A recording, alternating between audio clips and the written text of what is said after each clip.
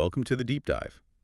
Today, we're diving into something really common for English learners, something you, the learner, actually brought up. That's right. We're looking at the English Speak podcast episode, the one called How to Think in English and Stop Translating. Ah, yes. A really useful one. Definitely. So our goal here is, to pull out the best bits, the key takeaways from that episode. Basically, how to help you stop that constant back and forth translation in your head. Exactly. And start, actually thinking in English. It's a big step, that mental gymnastics, going from your native language to English and back again. It's exhausting. Totally. Emma and Ryan on English Speak talked about that, right? Emma's French learning struggle. Yeah, that feeling of just constant mental work, translating every little thing. It really resonated. And it's not just tiring, is it? It actually slows you down. Oh, absolutely. It's a barrier to sounding natural, to sounding fluent. Like trying to dance while reading the instructions for every single step. You can't really feel the music. That's a great analogy they used. Spot on. And the payoff for thinking in English. It's about getting that flow, right? Exactly. It leads to faster speaking, more natural conversation, just more confidence, really. You're working with the language, not against it. Okay, so let's break it down. Why do we even do this translating thing in the first place? It feels automatic. Well, it kind of is. As Emma and Ryan pointed out, our brains are wired for efficiency, or at least what seems efficient initially. The path of least resistance. Precisely. Your native language is, well, it's comfortable. It's familiar ground. So when you hear English, the brain's first instinct is often to connect it back to what it knows best. So, like Ryan described it, Yeah. you hear English, zap it into your language and understand, think of a reply in your language, then zap that back into English. Right. A double translation for every single exchange. It's this mental ping pong. And that slows you right down. Plus, you might miss, the feeling behind the words. Definitely. Nuance gets lost, culture gets lost. It seems direct, but it actually creates this big hurdle to real fluency. That extra step just adds time and, complexity. Okay, so what does thinking in English actually mean then?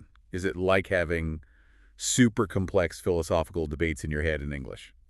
Well, maybe eventually, but no, not at first. Emma put it really clearly. It's about your thoughts, your internal chatter.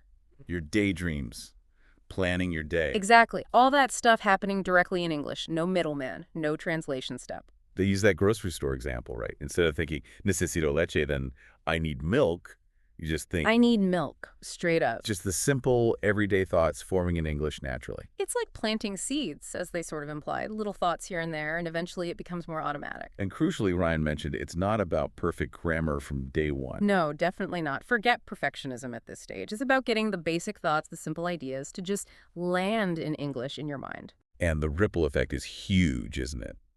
They suggested once that switch starts to happen, everything gets faster. Speaking, listening. Comprehension, yeah. It's like clearing a traffic jam in your brain. When you remove that translation bottleneck, you can process and respond much more quickly, in real time. It really opens things up. A whole new level of fluency, potentially. So we get why we translate and what thinking in English is, but let's dig into the downsides of sticking with translation. Why is it actively bad for progress? Okay, well, the biggest one, as Emma really hit on, is speed. Simple as that. Conversations move fast. Way too fast if you're translating. You're always playing catch-up. You might grasp the first part, but while you're busy translating that, you miss the next bit. Or you're trying to figure out your reply in your language, translate it, and by the time you're ready, the conversation's moved on. Exactly. You're stuck in the processing, not actually in the conversation. And then there's the whole issue they raised about direct translation just not working sometimes. Oh, yeah, that's a big one. Languages just don't map onto each other perfectly. Idioms. Idioms are the classic example. Ryan's raining cats and dogs. Translate that literally and people will think you're crazy. Absolutely. It makes zero sense. So it's not just words. It's these whole chunks of meaning, these cultural phrases that translation just butchers. And it's not just idioms, is it? Even expressing feelings. Right. Subtle things. Politeness. Tone. What sounds totally normal and fine in your language could come across as, abrupt or even rude if you just translate it word for word into English. Okay, so it really messes with clear communication. It can, yeah.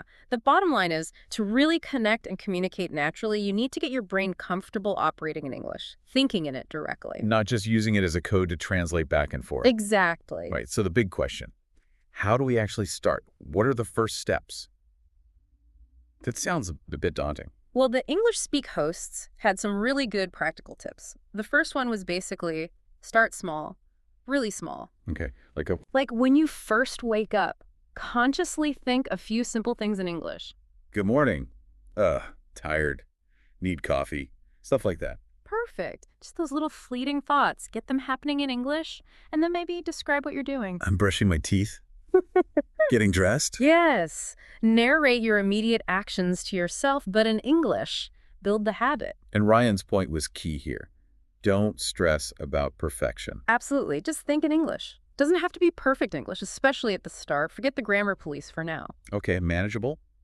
What else? They mentioned labeling things. Yeah, the sticky notes idea. Put labels on things around your house. Mirror, door, lamp, fridge. Right. So you see the object and you immediately see and think the English word. It creates that direct link. Skips the translation step entirely. So that really work. Feels a bit basic. It's surprisingly effective. It builds that immediate association. You see the thing, you think the English word.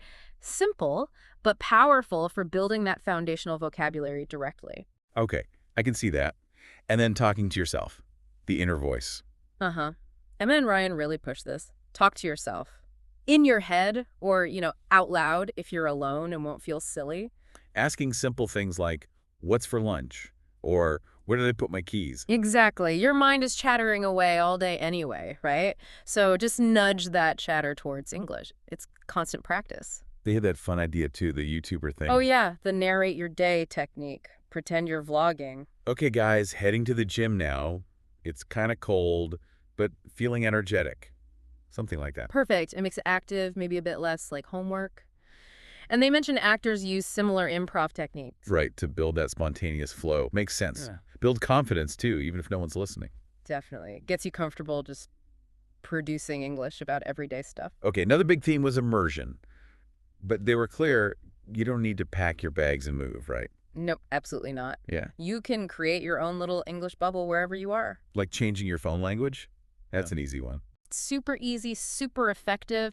Suddenly, everyday interactions are in English. And watching stuff, of course. YouTube, Netflix. In English, they said try without subtitles first. Or maybe English ones. Yeah, try without first, see what you get. But English subtitles are great too because they connect the sounds you're hearing with the words on the screen.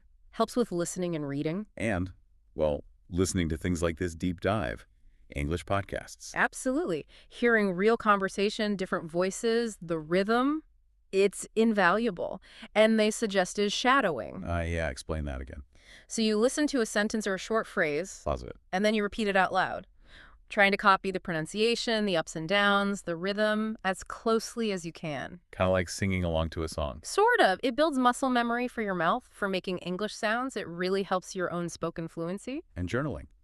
Writing stuff down in English. Yeah, just getting your own thoughts out onto paper or screen directly in English, even just a few sentences a day about what happened, forces you to structure thoughts in English. Instead of just translating prepackaged ideas. Exactly. Okay, so lots of things to do. What about things not to do?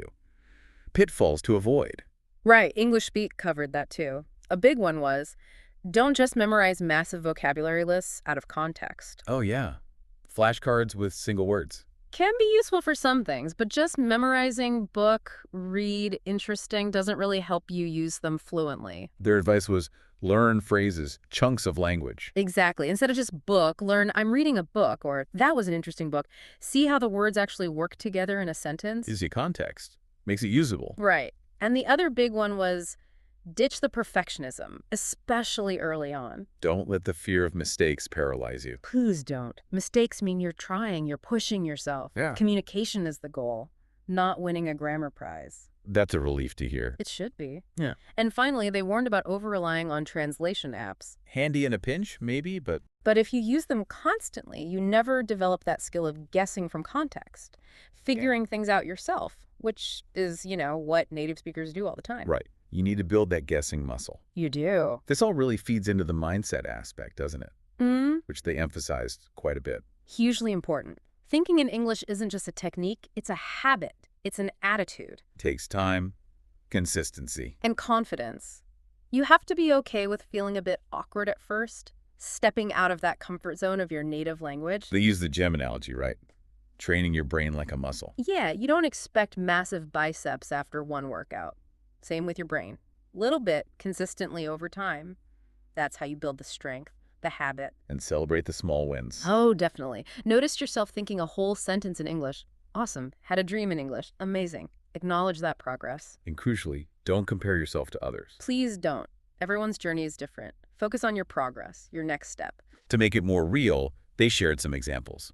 The student who described her cooking, Yeah, I loved that one. So practical. just saying, okay, now I chop the onions, I'm adding the spices, boil the water. Using those simple verbs, naming the objects, all in English, right there in a real, everyday activity, it anchors the language in reality. Makes total sense. And the video game example. Right. Someone learning through gaming, hearing the dialogue, reading instructions, maybe even chatting with other players online. All in English? It just shows learning through something you actually enjoy, games, music, movies, whatever, it makes your brain more engaged. You learn faster when you're having fun. Because you're not really studying, you're just doing something you like and the English comes along with it. Exactly. Less like a chore, more like, well, life.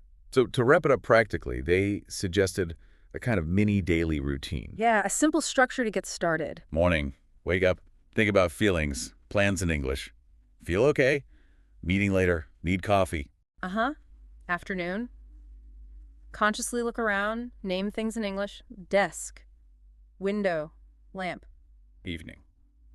Maybe write 5 sentences about the day in English and listen to something short. Yeah, a quick podcast clip, a short video, just 5-10 minutes of listening practice. And sprinkle in that self-talk throughout the day. Where are my keys? What time is it? Every little bit adds up. It's about making those small, consistent moments of English thinking part of your normal routine. So, summing up the core message from English Speak, thinking in English, it's like building that mental muscle. It's gradual, not a switch you flip overnight. But stick with it. Use these kinds of techniques. And the payoff is huge. Faster speaking, better listening, more confidence, just feeling more comfortable in English. So the learner, the big encouragement from us, echoing English Speak, is to really try these things. Start small, stay consistent. And yeah, try to consciously stop translating and start bit by bit living in English, even just inside your own head at first. Absolutely. And maybe something for you to think about after this.